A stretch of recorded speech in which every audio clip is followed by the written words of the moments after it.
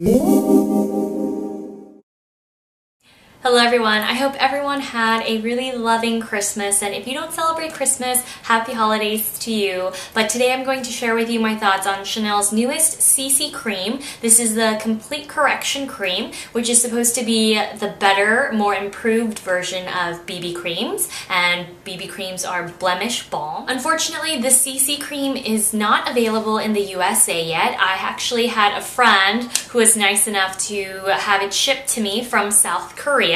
Currently, this Chanel CC Cream is available in China, Taiwan, and South Korea. Garnier recently released a CC Cream if you guys wanted to try a drugstore version, but I'm just going to share with you my experience between my favorite BB cream, which is the Dior Snow UV Shield, and this Chanel CC Cream. So I do have swatches between the two, and I will have swatches of the CC Cream compared to a lot of the Chanel foundations that I own later on in the video. But the bottom line is that CC Cream is supposed to be a more universal formula. So it's supposed to be less greasy, so it'll be better for those with oily skin or combination skin, and it's not supposed to be as gray toned. So this is definitely more yellow toned. I love that it's not ashy looking on the skin. It smells great. It has a really light floral fragrance, almost reminiscent of YSL scents, but it fades within, 30 seconds. So it's not too bad, and it's very tolerable. Personally, like I said, I just love it. So the CC Cream is actually a really great Chanel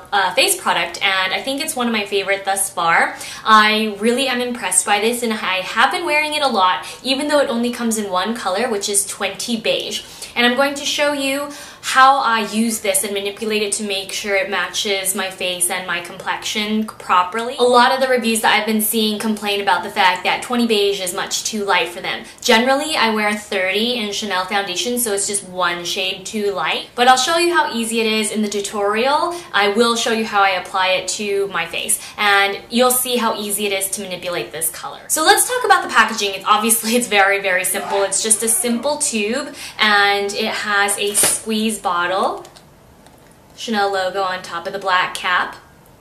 I think it comes, yes, it does come with one solid fluid ounce, and it is formulated for those with sensitive skin. And I do like that it has an SPF of 30. The Dior Snow UV Shield BB Cream has an SPF of 50, which is why I love it, because then I can just wear the BB cream without the SPF. But I do feel like the CC Cream could have been a little less greasy. It's thinner in texture, even though it still has that dense look of the BB cream when you push them out of the tubes. But I feel like on the skin, it feels more like foundation. It's a little bit more fluid, has less coverage than the Dior Snow BB cream. But I do feel that the CC Cream does last an hour or two longer on my skin, and it does better under powder foundation. It's a definitely more natural look, but if you are acne prone and you're trying to conceal blemishes and you want a more full coverage product, then I would definitely stick to the Dior Snow UV Shield BB cream. Even though the Dior Snow UV Shield BB cream is a little darker in color, so I think it matches more skin tones. But the Chanel CC Cream is longer lasting, and I do feel that it looks better on the skin. So it doesn't cover blemishes, but you'll be able to see, since I do have some hormonal acne that I have to cover, you'll be able to see how much it shows through after I apply this CC Cream with my Beauty Blender sponge, which I have found to be the most effective way to spread this CC Cream evenly across my face. Now, in terms of finish, I feel like this has a semi-matte finish. For the first couple hours, it looks really fresh and luminous, but not oily. So in that instance, it reminds me of the regular Chanel Vitalumiere, and this is a foundation that I tend to use in the winter when I also, again, want a really light finish, but a really glowing finish.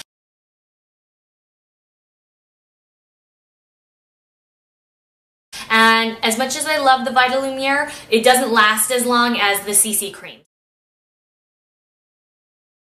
I do think that if you have oily skin or combination skin, you might actually prefer Perfection Lumiere, just because the CC Cream, again, does get a little greasy towards the end of the day. And that's even when I set with a matte powder. So, you know, it just really depends on your skin type and what kind of foundation finishes you prefer. I know there are some of those girls with oily skin out there that still want a luminous finish. And obviously, if I've never sat down and talked to you, I don't know what your preferences for makeup are. But I do think that the CC Cream formula is really nice, and I do prefer this to any BB cream that I I have tried. So if you have any relatives or friends in the 3 countries that I listed before earlier in the video, then definitely ask them to send you a bottle if they can.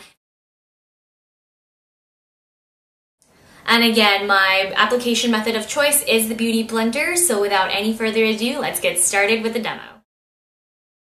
I just used my SK-II toner before I apply the CC cream, and I don't use a moisturizer because this product is pretty hydrating. So I like to squeeze a little bit over a pea-sized amount onto my finger, and then I'll just dab it on my face and start blending it out with a Beauty Blender.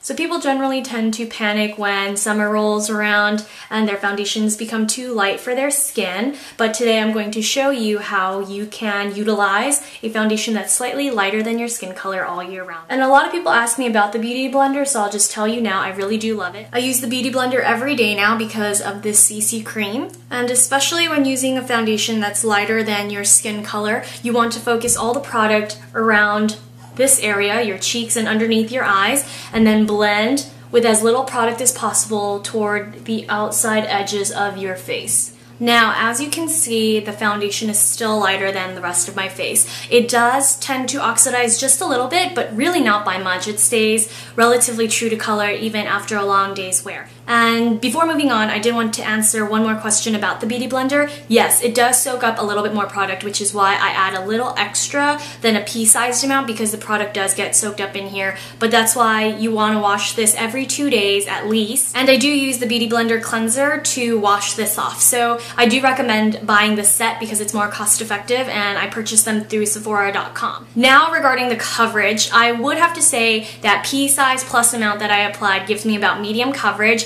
You can still see some of my blemishes. I have a little bit of hormonal acne at the moment because I've been super stressed out, but I have to say that I would use concealer with this if you have a lot of blemishes. So today I'm going to use my favorite, which is the Tom Ford Traceless Foundation Stick, but it's used as a concealer. And I waver between number 3 and 4. Today I'm just going to use 4 because I can't find my number 3, but I'm just going to cover the redness around my nose.